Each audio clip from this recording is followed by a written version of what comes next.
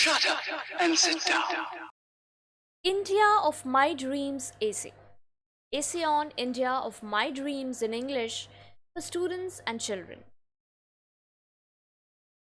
I want India to be scientifically advanced, technologically better, and agriculturally advanced.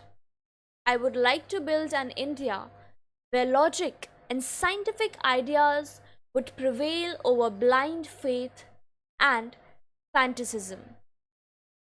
Crude emotionalism and coarse sentimentalism would never rule. I would like to bring India to the apex of scientific and technological progress because the modern age is the age of science and information technology. Every country which wants to prosper and progress must give due importance to science and information technology. Otherwise, it cannot achieve a good standard of living for its citizens. The India of my dreams would be an India that is self-sufficient in food.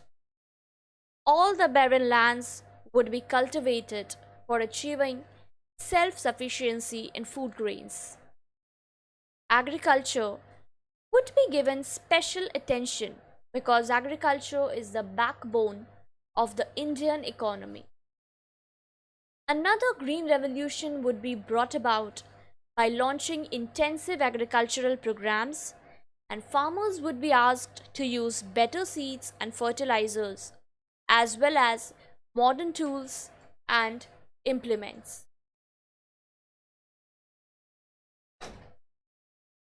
Next, I would like the country to be highly industrialized. This is the age of industrialization, and in this age, the country should be taken to the zenith of progress and prosperity. I would also strengthen India's defense.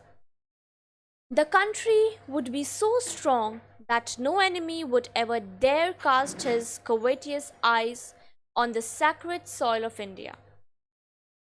The defense and security of the country would be of paramount importance.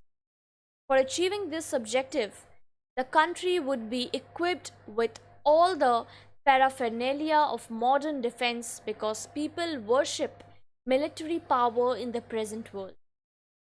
We have proved during the Kargil War that we are second to none, but we would have to work harder for military supremacy.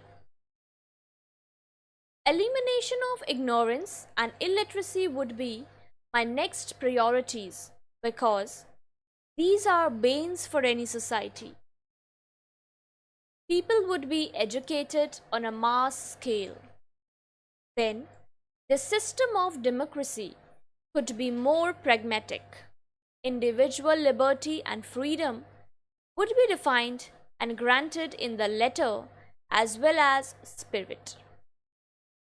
Another thing which I would like to see in the India of my dreams would be the abridgment of the gap between the rich and the poor. National income would be distributed rationally among all sections of society. Provision of food, housing, and clothing to one, and all would be given top priority in the India of my dreams. For achieving and accomplishing this, socialism would be the only remedy that, if practiced sincerely, would usher India into an era of economic equality.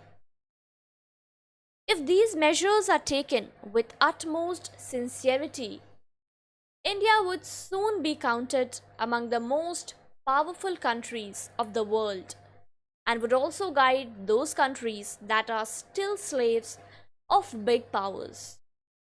It would be an India that Rabindranath Tagore described in his lines, where the mind is without fear and the head is held high, where knowledge is free, where the world has not been broken up into fragments by narrow domestic walls.